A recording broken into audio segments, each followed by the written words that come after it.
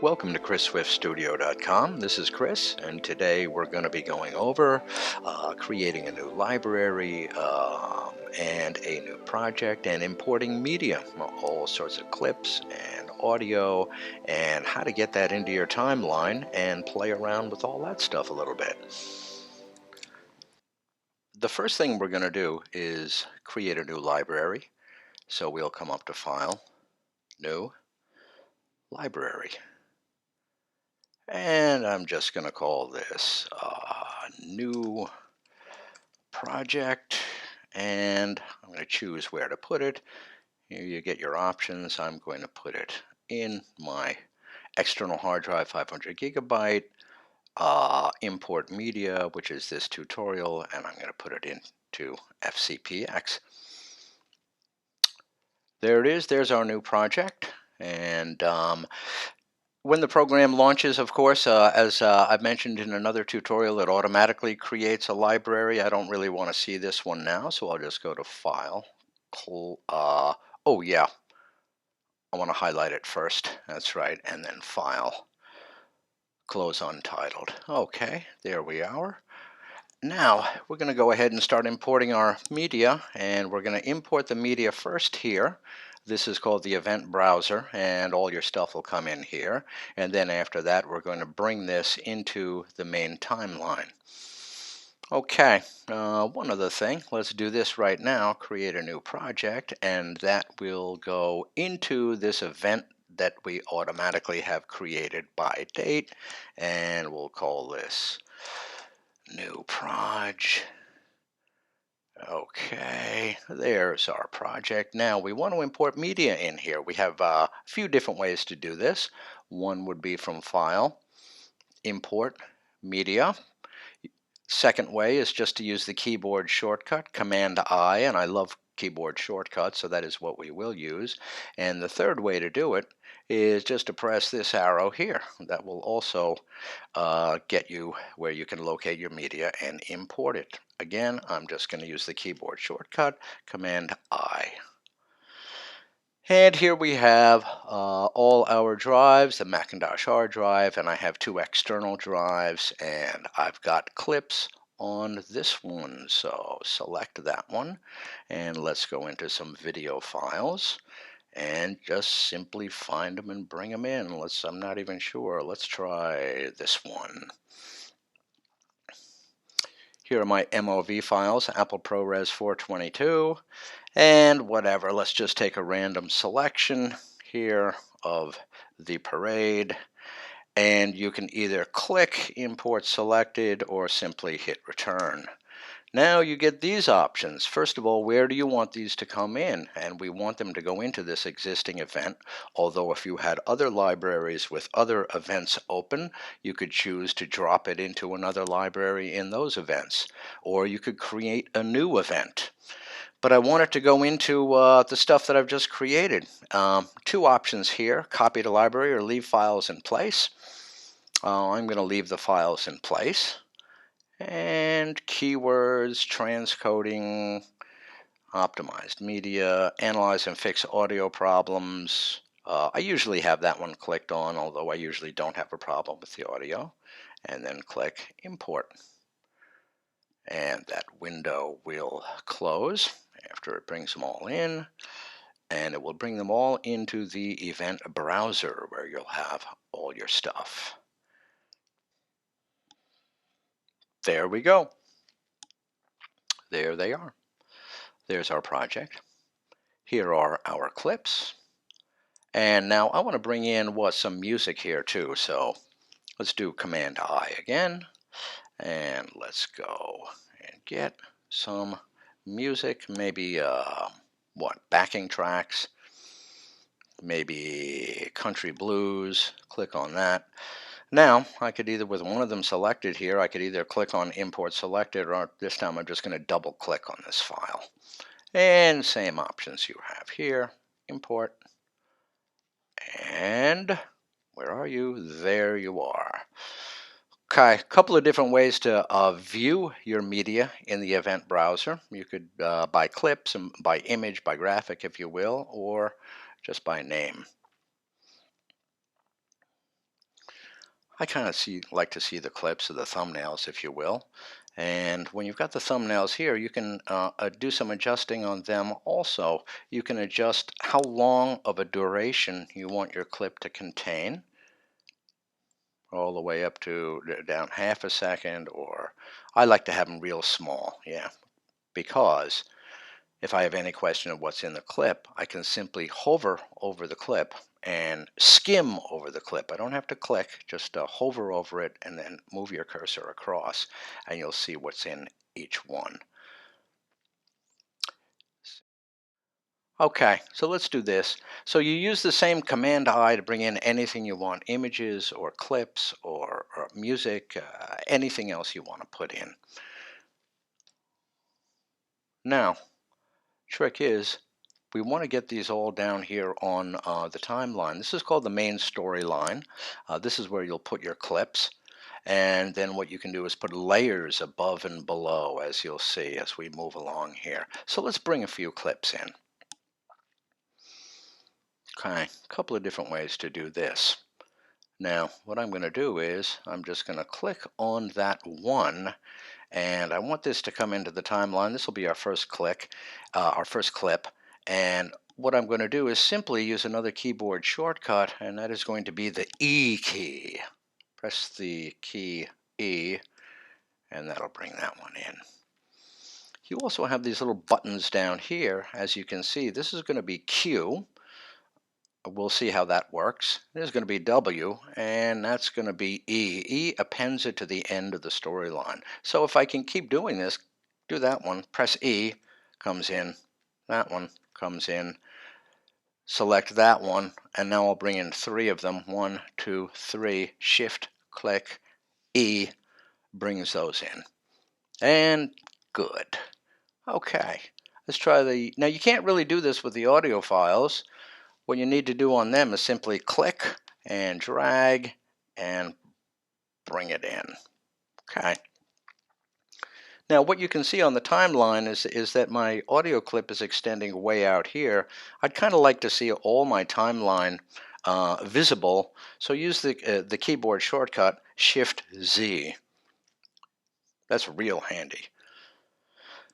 Okay, so there I have some clips, and now what I want to do is I want to adjust this audio clip because it's way too long.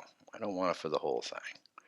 Come up here, bring it about there, and I'd like to do a little bit of tweaking on this audio, but the clip is kind of small, so I can come down here and, number one, adjust the width of the clips either that way or with pressing the Z key. If you come here, you see down here is Z. The Z keyboard shortcut gets you the zoom, and then it kind of zooms around wherever your playhead happens to be. If I put my playhead here, I've got the Z key selected for zoom, and simply just click there. It all starts expanding around where the playhead is, and you can hit Option to shrink it back up again, and then Shift Z again to fit it all in. You can also adjust how tall these clips are by clicking here, and there you go. And I do want to take a look at the audio on this audio clip closely, so I want to make that a little bit bigger. And in terms of your clips in general, how would you like them to appear? I'm going to go back to the Select key, and then come back down here. And you can see the waveforms only, or mostly the waveforms and small thumbnails, and thumbnails a little bit larger, thumbnails a little bit larger, and only the thumbnails, or you could set it just on the bars. And if your project ends up getting real huge with many layers, like 5 or 6 or 7 stacks of layers, sometimes this is a great way to make your clips appear in terms of being able to organize it easily. I kind of like this one here. Okay, so let's take a look at the audio a little bit and how we're going to play with that. Now, in terms of the audio for your clips, you can come here and click, drag up, click, drag down to adjust the audio. There's also another neat way to do this. If I have the audio selected by clicking on it, come over here to the audio tab. I can see the volume here. I can click and drag on that to adjust the audio. You can see the line going down or up. And there's another cool way if you really want to do some fine tweaking with this. What is it? Is it Control minus, I think? Yeah, Control minus or Control plus. If you take a look up here, as I'm doing the keyboard shortcut Control minus, I'm coming down 1 decibel at a time. And that's really pretty handy, because when you are trying to figure out your waveforms and where they should be, the idea is don't trust your headphones, because you can adjust the volume on your headphones and you'll have basically no idea of how loud the volume is going to be on the actual video. Trust the waveforms, not your headphones. And what you want to do is get your waveforms so that they have a little bit of yellow in them. If you're going above yellow, again, now I'm going to be doing Control plus here. There we go. We've got a little bit of red up here. You're going to be getting some distortion and clipping. You don't want the red. Regardless of what your headphones are telling you, you don't want the red. So I'm going to bring that down until the red disappears, and that's it. Okay, I'm not too much worried about this audio. This background noise. It's kind of cool. So I'm going to bring down the size of those clips a little bit. And let's play with some more stuff. Okay, so let's say I like this clip, and I want to bring this clip in right here. I want to position the playhead exactly where I want this clip to come in. So if I select it, and now I choose either this button or the keyboard shortcut, the W key, hit W and check out what happens down here. It splits that clip, it blades it, and then inserts this clip. Now, if I don't like that, the nice thing, the really useful keyboard shortcut is Command Z. Command Z will always jump you back 1 step, and you can do multiple Command Z's to jump back multiple steps. So, okay, maybe I didn't want to insert it right there. Maybe I want to drop this clip on top. I want to append this to the storyline, and that would be the Q keyboard shortcut. So I'll select that again, hit the Q key, and there you go. Good. Now, this would be good, and in subsequent videos that we have, we're going to talk about this, how you call these things a B-roll, and how you could use those for making really nice interviews, you know, when you snap back and forth between the shot of one person to the shot of the other person, etc. Okay. Now let's talk about what we have up here a little bit. We have options in here. And right now you can see we're on the select key. This timeline is magnetic, which means if I come down here with the select key chosen, select tool rather, when I pull this up, the clip that was to the right automatically snaps up adjacent and fills in the space. If I choose the position tool and I do the same thing, nothing moves, you've lost your magnetism, and it has created a little gap clip. Command C to bring it back again. With the position tool still selected, watch what happens if I click on this one and move it. We've got a couple of things going on here which you should pay attention to. Number one, this clip is appended to this clip. This little bar here tells you they're pretty much married. And if you're going to move this one around, this one's going to go with it, which it does. But also look what happens on the right side of this clip as I move it. It starts overwriting the clip on the right. It starts trimming the clip on the right. Now, we'll talk about trimming in just a little bit, and we've got another tutorial on something called slipping and sliding, which is a very slick way to do this kind of thing, editing, where one clip ends and the other one begins. Slipping and sliding is a much better way to go. You kind of don't want to use this position tool to start trimming clips at the beginning or their end. So if I move this to the right, I'm trimming this clip at the very beginning. And likewise, if I choose this clip with the position tool selected, now I'm chopping off, I'm overwriting the end of this clip. Okay, that's the position tool. All right, now in terms of trimming, let's say I come to the end of this clip and I want it to end a little bit earlier. I don't kind of want to have this woman with the red bag here. I don't want to see her coming out here. So I can just hover near the end of the clip and I get that symbol, and then I just click and drag, and if you look in the preview window there, you can see I can take it back just to where I want it, maybe right there, and let it go. Now I'm going to press the A key to get select, and I'm going to get that little gap clip and click it to select it, and then hit the delete key to get rid of it, and it magnetizes all and sticks back together again. Now if I decide after all that I really do want the full length of that clip, again come near the end, get that symbol, click, drag, pull it out until it turns red. There it is, that's your last frame. You don't have any more. Okay. And likewise on this one, if I want to pull this one in a little bit, I don't want to start it here. I want to start it maybe right here. Right when the girl drops her arm is where I want to start it. Come here, click, drag, look in the preview window on the right, preview viewer, and right there. Okay.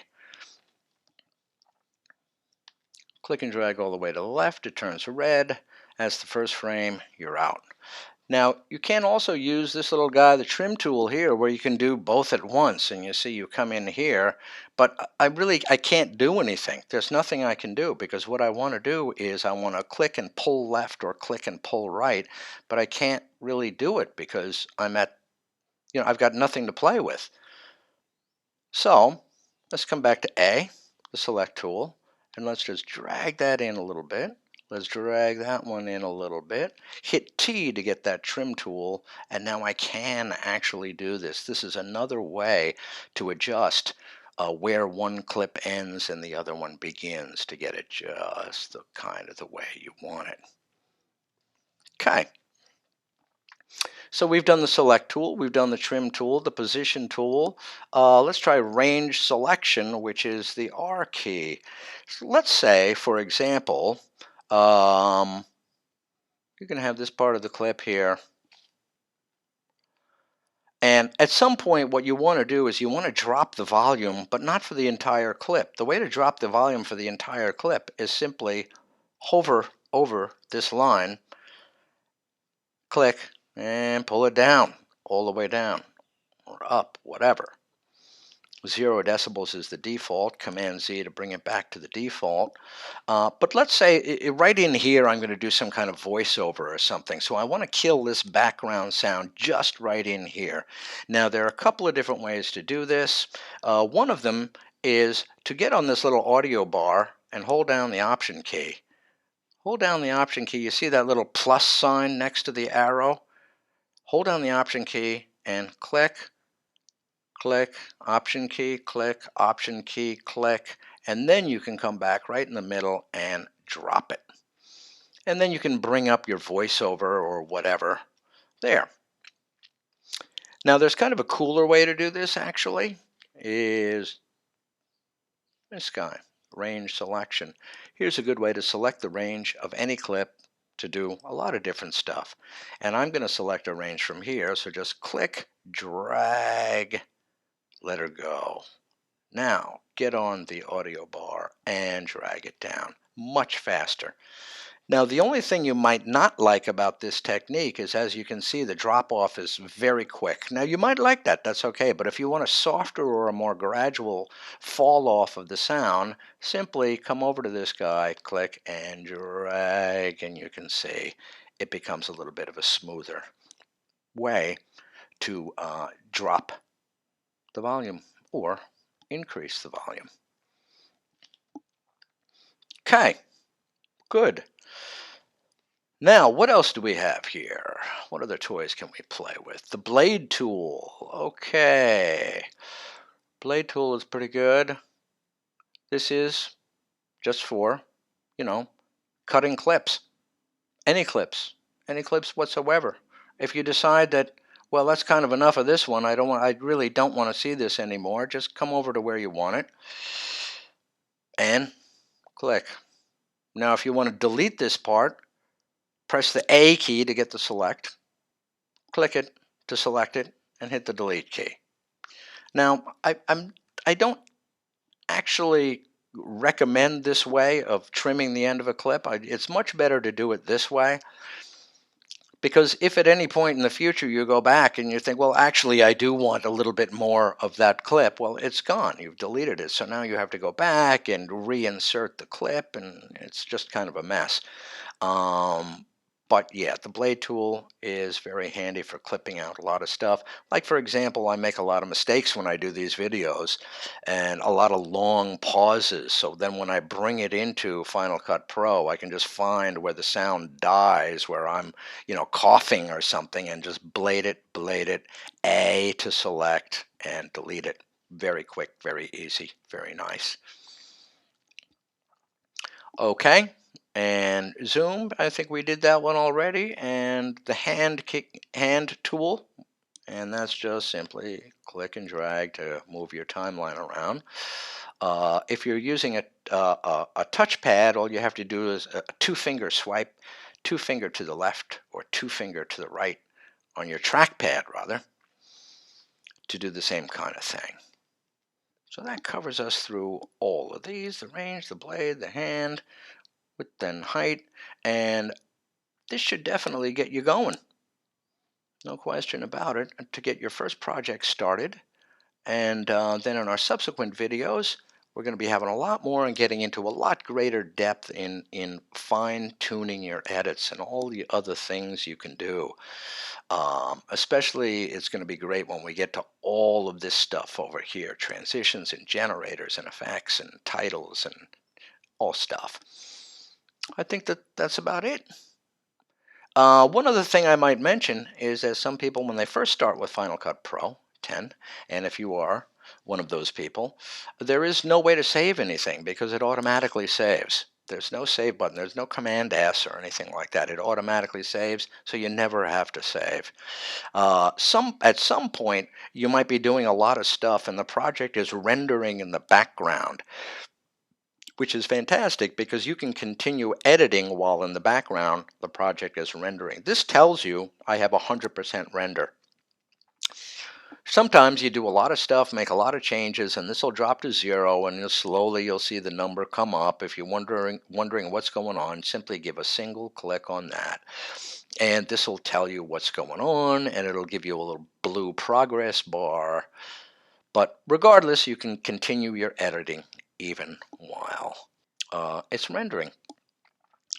Now, another cool thing, if you want to jump around the timeline, this will be the last thing we'll talk about today, is let's say I want to go to the very beginning of my timeline. Very easy. The keyboard shortcut is Function left arrow. If you want to go to the very end of your timeline, it is Function right arrow. If you want to move up your timeline to the next edit point, it is the up arrow. And if you want to move down the timeline, it's the down arrow, and that'll jump you absolutely to your edit points, which can make it very nice for you to insert clips, for example. If you want to insert a clip right between these two, well, it's not so easy actually sometimes to know whether you're exactly right there or not. Okay. Much easier. Just hit the up arrow. Okay. And if I want to go one frame at a time, like for example, I'm right here and I want to get to the very end of that clip, I'm going to hit the right arrow. There we go. And now I know I am at the last frame of this clip because of this symbol. And I am at the first frame of the next clip because of that symbol. Pretty good. There I am. Now, if I want to drop a clip in right there, well, I could take this one and I could hit W. Insert at the playhead. There it is. Okay. And if I want to jump to some specific place in the timeline, just click on that. And let's say I want to go to 3 seconds and 25 frames. There it is. And the very last thing we're going to talk about today is if I want to jump up or down the timeline by 10 frames at a time, hold down the Shift key. Shift right arrow. Shift right arrow. And 415, 425, and then another 10. This particular project is at 29.97 frames per second, or basically 30 frames per second. That's about it, guys. That'll definitely get you going. And stay tuned for more clips, and you'll get deeper and deeper and deeper into the editing. It's a blast. I love this program. Thanks for tuning in, and we'll see you next time.